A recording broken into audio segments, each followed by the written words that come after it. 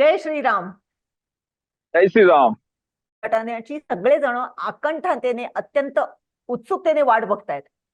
संपूर्ण भारतामध्ये यासाठीचा सोहळा जो आहे तो सुरू झालेलाच आहे. प्रत्येक गावागावातून मंत्राक्षता अक्षता वाटण्याचं काम जोरदार सुरू आहे. आणि एकूणच राम जन्मभूमी, राम मंदिर आणि राम मंदिराचं उद्घाटन याची उत्कंठा सगळ्यांनाच लागून राहिलेली आहे. या सगळ्या पार्श्वभूमीवरती पांडुरंग काकतकर, सिंधुदुर्ग पुत्र, थेट अयोध्येतून आपल्याशी बोलणार आहेत. काकतकर सर, तुमचं खूप खूप स्वागत आहे. जय श्रीराम. जय श्रीराम मॅडम. एकूणच राम मंदिराचं उद्घाटन होतंय आणि आता तुम्ही प्रत्यक्ष अयोध्येमध्ये आहात, राम मंदिराच्या जवळ आहात. आधी पहिल्यांदा मला सांगा, तिथलं वातावरण कसं आहे? खूप छान वातावरण मॅडम.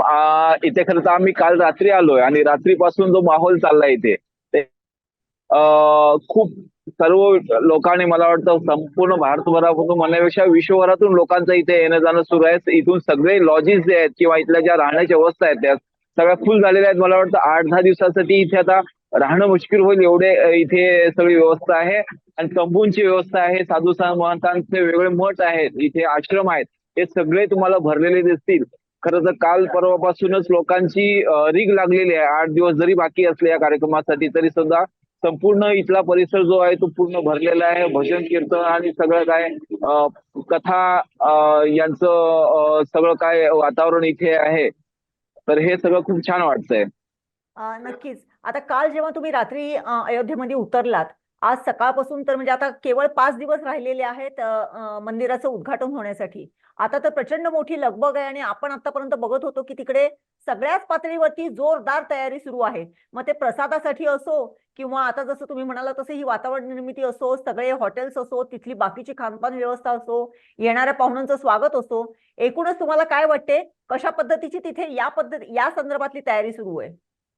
खरं तर मॅडम सांगायला आवडेल, काही एखादं धार्मिक स्थळ म्हटलं जातं त्या ठिकाणी खूप अस्वच्छता आणि बऱ्याचशा गोष्टी आपण पाहतोय. पण एकंदरीत मला वाटलं इथलं प्रशासन जे आहे या बाबतीत एवढं सतर्क आहे की रस्ते तुम्ही जर बघाल या ठिकाणी रस्त्यांची जी रचना केलेली आहे एकदम क्लीन रस्ते तुम्हाला दिसतील आणि स्वच्छतेच्या सगळ्या इथे प्रिकॉशन घेतलेल्या आहेत. पोलीस प्रशासन असं आहे की तुम्हाला 5-5 मिनिटाच्या अंतरावर सगळ्या पद्धतीची व्यवस्था तुम्हाला करण्यासाठी ते सज्ज आहेत असं वाटतंय.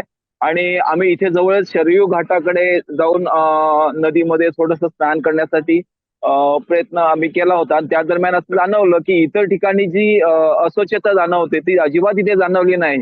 रस्ते एकदम चांगले आहेतच, पण पाण्याची स्वच्छता जी आहे, पिण्याच्या पाण्यापासून ते स्नानगृहामध्ये इथे सगळी व्यवस्था केली तर खूप सुंदर आहे.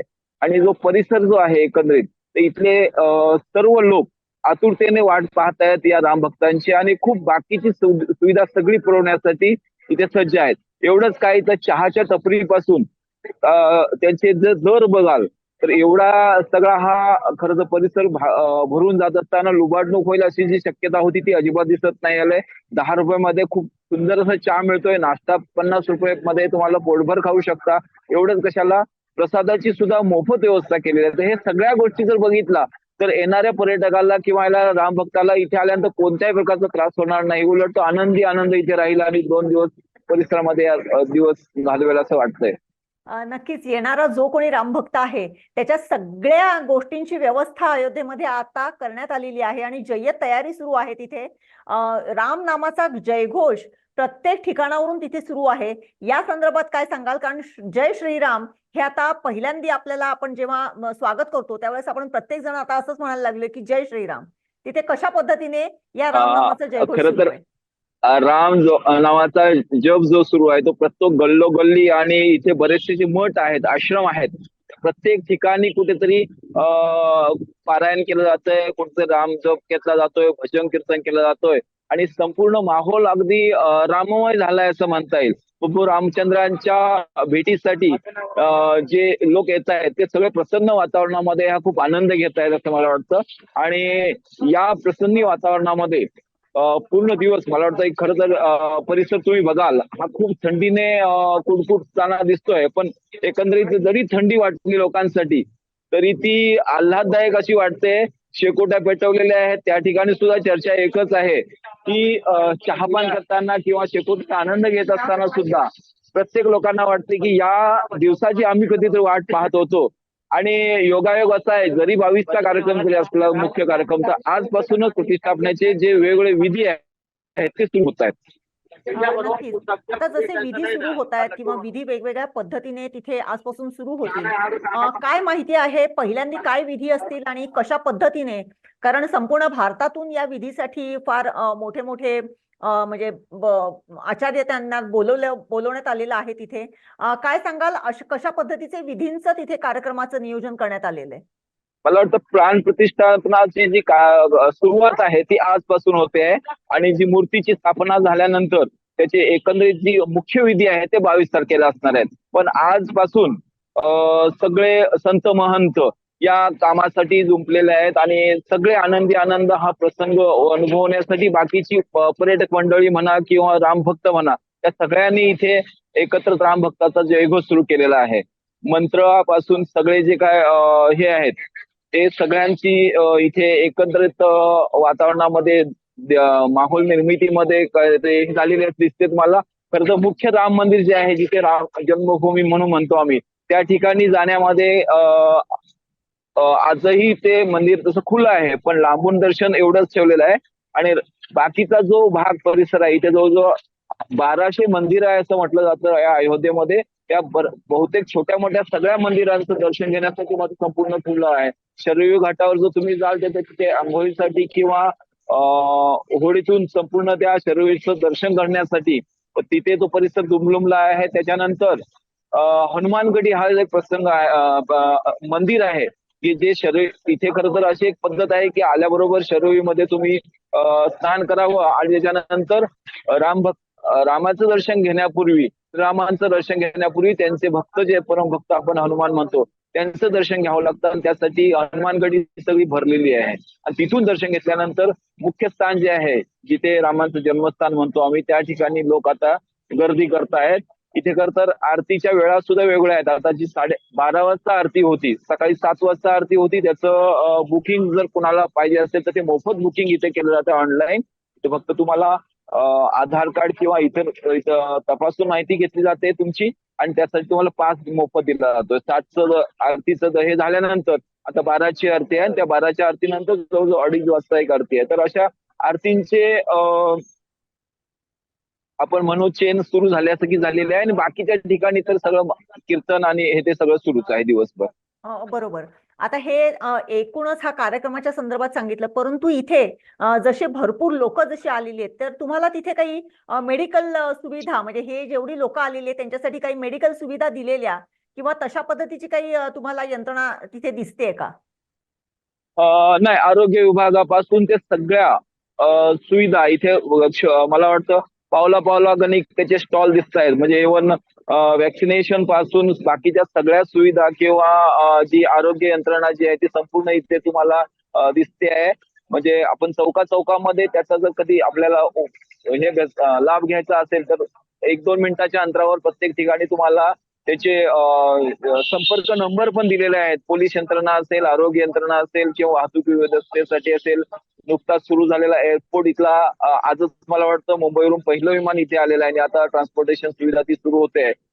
एवढंच कशाला सुसज्ज असं रेल्वे स्थानक इथे बांधलेलं आहे, त्याच्यात सुद्धा सुविधा म्हणजे रेल्वे स्थानकापासून बस स्थानकापासून या सगळ्या चौकांमध्ये आरोग्यविषयक सुविधा पुरवण्यासाठी इथे स्टॉल्स आहेत. आणि त्यामुळे नागरिकांना अशी अजिबात चिंता करण्याची आवश्यकता नाही की कोणत्याही रोग प्रसाराचे किंवा आणखी काय धोका आहे असं वाटून घेऊ नये. पाणी स्वच्छ पिण्यासाठी ठेवलेलं आहे, नाश्ता, या सगळ्या सुविधा मोफत सुद्धा सुविधा आहेत आणि तुम्हाला पेड करायचे असेल तर कमी रेटमध्ये आहेत. म्हणजे या सगळ्या सुविधा तुम्हाला कोणत्याही त्रासाविना मिळणाऱ्या अशा आहेत. नक्कीच. आपण बघतो जेव्हा राम जन्मभूमी किंवा राम म्हटला की आपल्याला रामायण आठवते आणि आपण नेहमी असं बघतो की अयोध्येमध्ये ठिकठिकाणी मोठमोठ्या स्क्रीन लावलेल्या आहेत आणि तिथे रामायणाचा जे काही भाग आहे ते सातत्याने दाखवतायत आणि जे भाविक भक्त जे गावागावातून आलेले आहेत ते देखील तिकडे भक्तिभावाने नमस्कार करताना आढळतात. कसा माहोल आहे या संदर्भातला तिथे? खरं तर चौकामध्ये तुम्हाला मोठे स्क्रीन लावलेले आहे. त्या ठिकाणी संपूर्ण या अयोध्या नगरीचा इतिहास सांगितला जातोय. त्याचबरोबर रामाची जी एकंदरीत श्रीरामाची भक्ती आहे त्या संबंधीच्या ज्या कथा किंवा जो एकंदरीत हे आहे इतिहास तो सांगितला जातोय. आणि एकंदरीत या पुन्हा एकदा कुठेतरी वर्षानुवर्ष ही वाट पाहिल्यानंतर लोकांना या संपूर्ण इतिहासाची पुन्हा कुठेतरी आठवण होताना दिसते. तुम्ही कोणत्याही चौकात जर जाल तर त्या ठिकाणी तुम्हाला या सगळ्या सुविधा अगदी उभ्या उभ्या किंवा बसल्या बसल्या मिळू शकतात. आणि एवढंच नाही तर तुम्ही कुठच्याही हॉटेल्समध्ये जाल, लॉजेसमध्ये जाल तर त्या ठिकाणी सुद्धा तुमची विचारपूस केली जाते. खूप चांगली सुविधा दिली जाते.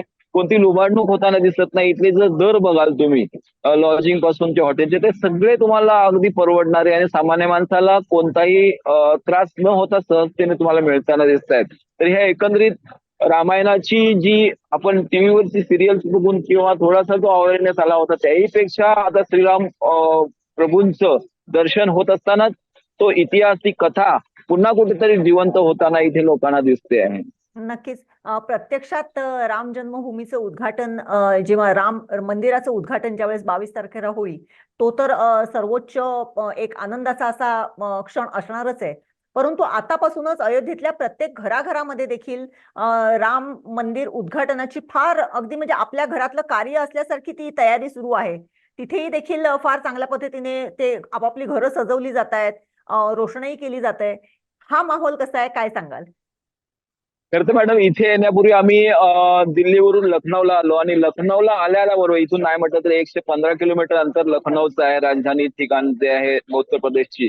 तर त्या ठिकाणीच इतकं विद्युत रोषणाईपासून स्वागत केलं गेलं की प्रत्येक चौकात तिथे त्या ठिकाणी हेल्थ सेंटर बांधलेले आहेत आणि त्या हेल्थ सेंटरला तुम्हाला जाण्यासाठी कशा सुविधा मिळतील या सगळ्यात सांगितलं जातं. पण तिथलं जे विद्युत रोषणाईचं रूप जे आहे ते व्हिडिओ स्वरूपामध्ये आपल्यापर्यंत आता येईलच. पण रात्री आम्ही येत असताना जे काय ते अनुभवता आलं तर त्यावेळेला असं वाटून गेलं इथून शेकडो किलोमीटर अंतर असण्यापासूनच ही सुरुवात असेल तर अयोध्या कसे असेल.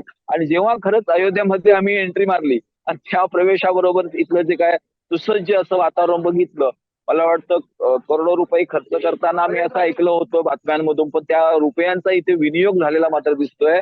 योगी आदित्यनाथ जी आहेत किंवा नरेंद्र मोदी आमचे पंतप्रधान साहेब आहेत, त्यांच्या सगळ्या ह्या प्रयत्नातून एकंदरीत जी हे रूप बदललेलं आहे, पालटलेलं आहे, त्याबद्दल या लोकांच्या मनामध्ये बेहद अगदी खुशपणा जाणवतोय. प्रत्येक व्यक्ती इथली कुठेतरी आता अयोध्येचं रूप बदलताना आपल्याला या वेगवेगळ्या माध्यमातून रोजगार मिळेल, धार्मिक वातावरण वाढेल आणि विश्वरूप काहीतरी एक चांगला संदेश जाईल असं लोकांच्या मनामध्ये एक भावना निर्माण झालेली आहे. एकंदरीत इथला जो परिसर आहे तो सगळ्या संपूर्ण विश्वभरातल्या मीडियाने सुद्धा व्यापला आहे. सकाळपासूनच इथे प्रत्येक चौकामध्ये लोकांच्या मुलाखती ऐकताना एक जाणवत आहे इथले लोक खूप खुश आहेत. आणि एवढंच नाही तर भारतभरातले लोक इथे आता जमा होऊ लागलेले आहेत. त्या सगळ्यांच्या भावना कुठेतरी या नवनिर्माणामुळे खूप वेगळं वातावरण, भक्ती वातावरण आणि धार्मिक आपल्याला कुठेतरी सांस्कृतिक योगदान देणारे हे वातावरण आपल्याला जाणवतंय. नक्कीच. काकतकर सर, तुम्ही आता अयोध्येत आहात. अयोध्येमध्ये काय सध्या वातावरण आहे त्याची इत्थंभूत माहिती तुम्ही आम्हाला आता दिलेली आहे. एकूणच प्रत्येकाच्या मनामनातला जो राम आहे तो आज त्यांच्या चेहऱ्यावरती, त्यांच्या कार्यामध्ये, त्यांच्या वर्तणुकीतून तिथे अयोध्येमध्ये दिसून येतोय. आणि खरंच आहे, जवळजवळ 497 वर्षानंतर असं म्हटलं जाते की राम जन्मभूमीचा जो काही प्रश्न होता तो सोडवण्यात आला आणि आज प्रत्यक्षात रामलल्ला मंदिराचं उद्घाटन 22 तारखेला होणार आहे. आणि संपूर्ण भारतवर्षालाच नाही तर संपूर्ण जगाला हा निश्चितच एक आनंदाचा नव्हे, अत्यंत अभिमानास्पद अशी ती गोष्ट आहे. आपण प्रत्येक वेळेस राम हा आपलं अंतर्बाह्य अंग आहे असं म्हटलं जाते. जे आपलं म्हणजे जो श्रीरामाचा जो काही श्लोक आहे किंवा त्याच्यामध्ये सुद्धा असं म्हटलं जाते की राम रामेती रामेती रमे रामे मनोरमे सहस्त्रनाम तत्तुल्यम राम नाम वरानने. हे जे काही राम नाम आहे हे राम नाम प्रत्येकाच्या तोंडी आहे आणि त्याचा जर कलेक्टिव्ह जर इफेक्ट जर आपण बघितला तर निश्चितच या सगळ्या गोष्टींना तो तारणारा असेल असं आपण आशा करूया.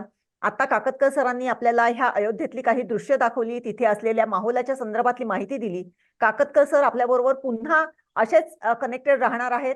ते आता ज्यावेळेस राम मंदिराच्या बाजूला जातील, राम मंदिराच्या परिसरात जातील, त्यावेळेस देखील आपल्याला ते अशीच माहिती देणार आहेत.